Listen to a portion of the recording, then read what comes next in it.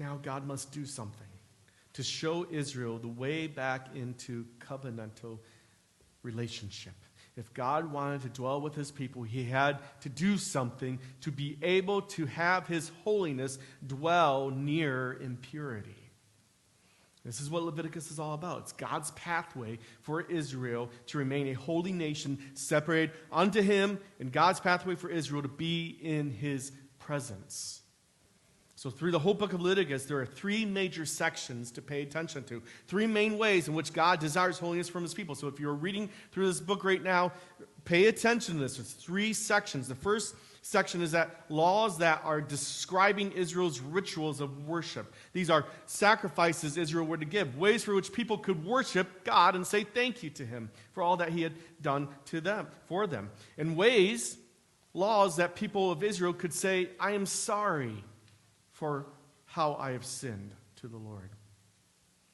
These ritual laws also lay out 7 annual feasts that God commanded Israel to celebrate. Feasts that were to remind them of God's faithfulness, especially since they were so prone to wander. Right? That's what the feasts were for, to remind Israelites. That's why we do communion today and baptism. They're reminders to us, right? It's because we're prone to wander. Right, the second section of Leviticus are laws that describe the priests as a mediator between God and Israel. The high priests were to come from the line of Aaron, from the tribe of Levi. It was very important for the priests to follow certain standards to remain holy and unblemished. And so chapters 8 through 10, chapters 21 and 22, all deal with these standards for the priesthood.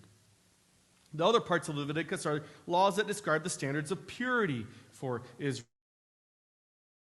To God, these were the laws that they needed to follow. These were divided into 2 sections: ritual purity and moral purity.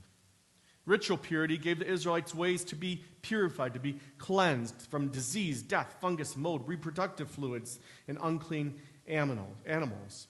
The ritual purity passages is also where kosher food laws come from. And then we have the moral purity laws that called Israel to a higher standard of living than the cultures and nations around them, to keep them separate and holy unto the Lord. These laws focused on sexual purity and social justice, caring for the poor, the alien, and the marginalized.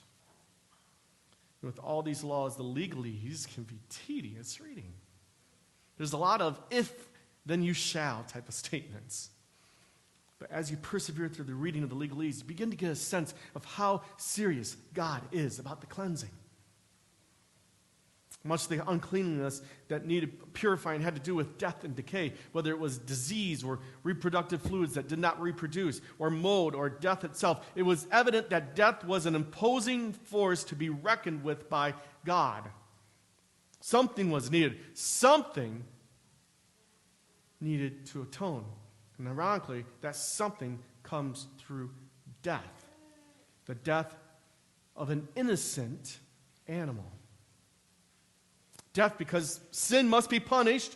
A holy God cannot tolerate it in his presence. If God desires to dwell with his people because of his love pursues or propels him to dwell with his people, but his people are unable to be in his presence because of sin, justice must be met in the people's death, or something must take away their impurity so that they may be able to dwell in God's presence. And that something is sinless blood, because blood is a symbol of life. And by sprinkling the animal's blood, which the animal's blood has not been tainted by sin, because animals cannot sin. There's no moral culpability in them. The animal's blood then becomes symbolic for the taking away of the impact of human sin, human taintedness, which is death. This is why Paul writes in Romans 6:23, for the wages of sin is death. Sin is death. It leads to death. So God's word says in Leviticus 17:11, for the life of a creature is in the blood, and I have given it to you to make atonement for yourselves on the altar. It is the blood that makes atonement for one's life. And that's why there's so much blood in Leviticus. You just kind of come away reading from these pages and think, yuck, it's gross. Blood on the altar, blood on the ground, blood on the curtains. The whole place seemed to be filled with blood. It's like a horror film. This should cause us to vomit. Because if it were not for sin, there would be no need for the spilling of blood.